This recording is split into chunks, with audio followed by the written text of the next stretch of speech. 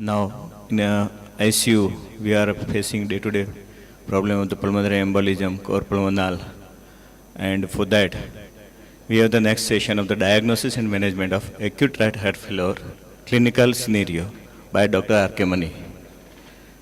Dr. R.K. Mani is a renowned personality of India in field of this critical care.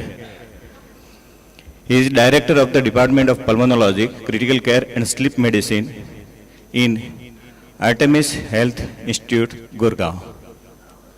I request Dr. R.K. Mani. So, we heard the excellent lecture by Yatin. So we should not forget the right heart. Right heart is often neglected in all this attention to the left heart. So, where do we move? Yes. So, it can be underestimated, but it has equally serious consequences and equally high mortality. And you know the consequences. It may be hypotension with the no pressure generation in the RV for pulmonary perfusion. And what are the common precipitants? And these precipitants are existing in so many of our critically ill patients.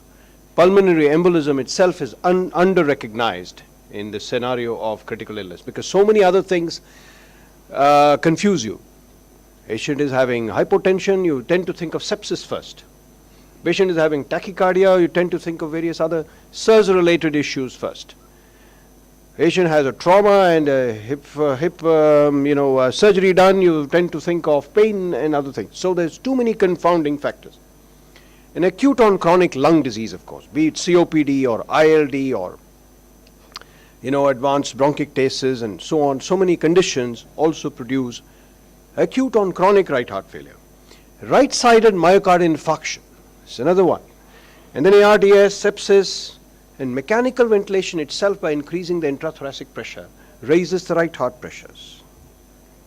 So I'll give a brief overview of pathophysiology of right ventricular failure so that we can intelligently investigate, interpret investigations, and have a management strategy. What is the function of the right heart? Right heart is continuously working to maintain a low right atrial pressure so that the venous return is not hampered, right? And to provide a sustained low pressure perfusion through the lungs. Lungs have a highly compliant, very low pressure system. And a low pressure gradient is able to, or 5 millimeter mercury is able to sustain perfusion in the whole of the pulmonary vasculature. And the RV drains the RA almost near continuously, unlike the left heart. Here there is emptying of the right heart in 3 phases, right? There is the sinus movement, there is a conus, and then there is a ringing of the left ventricle also helping to drain the right ventricle. So you can see all these pressures. You can see how low pressure these are, right? Right atrial mean pressure, right ventricular systolic pressure 15 to 28, and diastolic pressure so low, nearly, zero, it comes down to zero. Pulmonary artery pressure, you can see is very similar, and you can see diastolic pressures are also low, and the wedge pressure is very close to the pulmonary artery diastolic pressure. So when we move over to the clinical scenario, I want to show you this patient who is a very dramatic case of right heart failure. So, I'll go, before that, I'll just show you what happens when there's a sudden increase, acute cor pulmonale. The right ventricle is highly sensitive to changes in afterload because you can see it's a very low pressure system. And it dilates first to increase the stroke volume. Although the ejection fraction is reduced, the stroke volume is maintained. There is accelerated increase in the pulmonary artery resistance, and the RV oxygen consumption increases. And the coronary perfusion of the right ventricle also is not dependent on the diastolic pressure, unlike the left ventricle, right? So it is taking place in more than in diastole. Therefore, that can get affected. And if you have a right coronary artery partial occlusion, then this compensation doesn't take place, and you can rapidly get a tricuspid regurgitation, increase in the RA pressure, affecting both the venous return and the cardiac output. So double whammy. So you can have a self-augmenting, self-aggravating rapid decline of the right ventricle. And there is a ventricular interdependence in which the interventricular septum, when it impinges on the right ventricular cavity, it again reduces the right ventricular compliance. It also reduces the right ventricular filling, and again sets up this failure situation. Dr. Mehta just mentioned the right ventricular augmenting devices. If you put an augmentation of the left ventricular augmentation, then again the septum can impinge on the right ventricle, and you can set up immediately post insertion a sudden right ventricular failure. Diagnosis of right heart failure is a little more difficult. If the LV is relatively preserved, then you don't get so much change on the chest X-ray. But you may suddenly find liver functions getting deranged, kidney functions getting deranged, and lactate going up. So an echocardiography, and if CVP you can interpret properly in response to fluid loading, because fluid loading is very poorly tolerated in RV. You may need some fluid loading, but it has to be monitored very carefully. If you overdo a little bit, then there's a sudden jumping up of the CVP, and in fact there is a fall in the blood pressure. You give volume loading, blood pressure actually falls. So then you should think right heart failure and right heart catheterization, in the right scenario. Then we'll come to this patient where all these things have happened, and you can now interpret the results. 28-year-old male, he was admitted on the 29th April of 2010 with a fractured pubic ramus and transverse process. He had other minor injuries, and then he had what is thought to be contusion on the right lung. On day 2, he was fully conscious, and he was needing just a small amount of oxygen supplementation, which we attributed to lung contusion. There was a reduction of the right pubic ramus, of the pubic symphysis, with an external fixation, and fondaparinux was started as a prophylactic for DVT. He was transferred out of the ICU in what we thought was a fine condition, and this was the X-ray. The following morning, he was found to be unconscious on the ward. He was quickly shifted down to the ICU back again, and we had a BP of 90 millimeter, oxygen saturation of 85%, despite a high oxygen flow. And at transfer, the BP and the pulse were, not recordable. Oxygen was not recordable. And there was a volume loading given along with pressors. He was intubated, ventilated, and the CVP opening pressure was 22. This was the C. You see the ECG at admission on the 29th of April. You can see the vectors, how they are. Lead 3, look at it carefully, and then you see in this scenario there's a sudden shift of the axis to the right. So obviously the first thing that came to our mind was massive pulmonary embolism in the context of all this injury and orthopedic surgery. So even before we got around to any other investigation, the ECG told us, and we had to act fast. There was no circulation. There was not much change on the X-ray. As you see, there's a huge right heart failure, but hardly any difference in the chest X-ray. Echo showed RA-RV dilated, LV was normal. Blood gas showed metacidosis, hypoxia, high lactate. An acceptably high risk for transport for any CT pulmonary angio or anything. So that should not even be attempted. We should treat the patient, we should have the patient alive first, rather than have a clincher of a diagnosis. So heparin was given at 10,000 units, and alteplase, TPA, was given immediately, because there is such high risk of death any moment We have to think fast, decide fast, and not wait for clinching diagnostic methodology.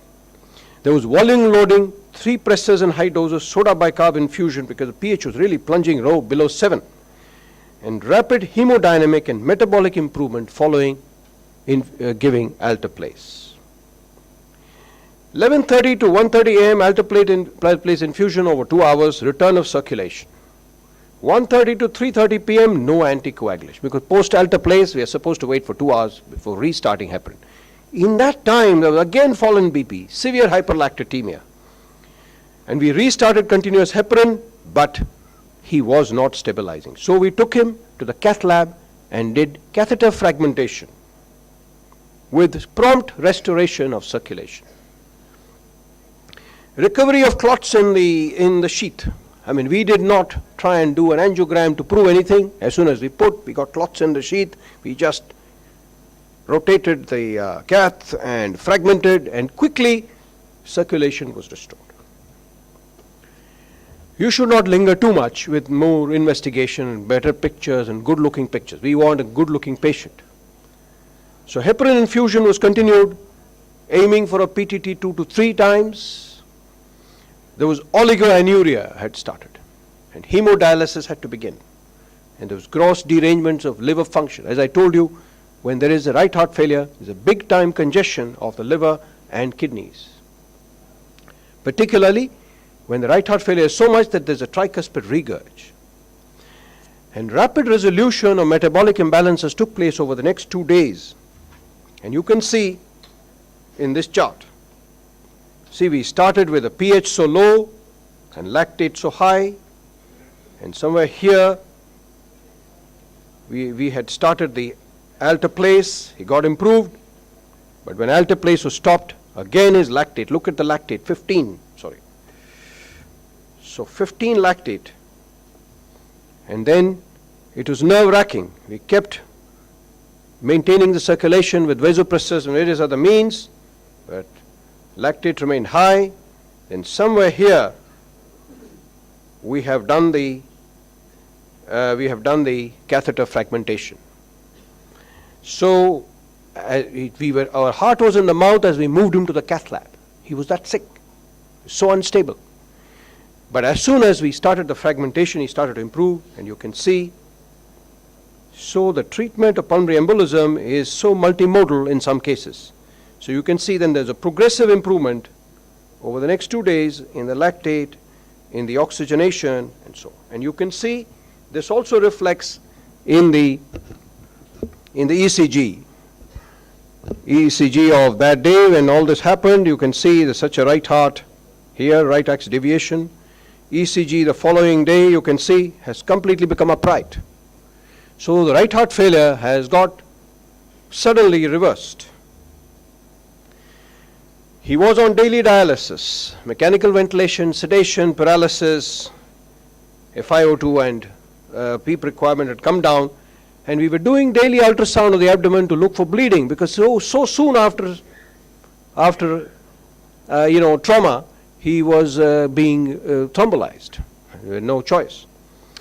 So an external fixtures were removed on the day 4, but on day 7, he had marked drop in the hemoglobin. He had intra-abdominal hemorrhage. He had retroperitoneal hemorrhage. You can see, sorry, I can't show you. You can see retroperitoneal hemorrhage here, big hematoma. So he had to have a surgical evacuation of blood, and then in the same time we did open reduction, internal fixation. Postoperatively, he had raised intra-abdominal pressure.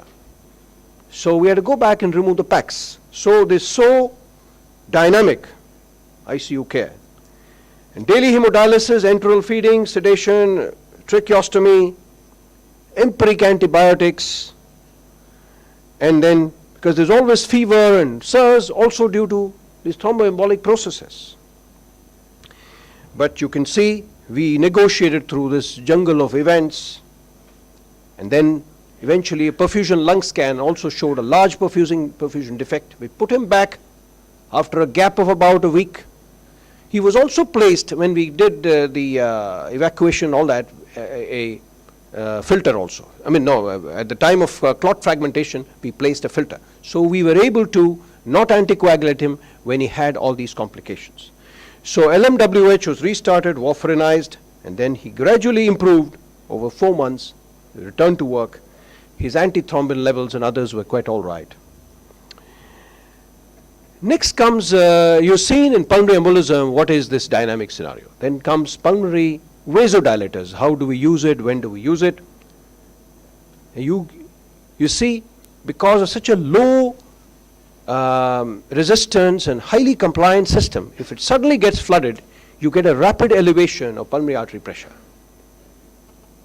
And when there is hypoxia as well, there is vasoconstriction. So there is a lot of pulmonary artery pressure rapidly developing, and as it reflects back in the RV and back into the RA, you get into a vicious cycle because it prevents venous return also,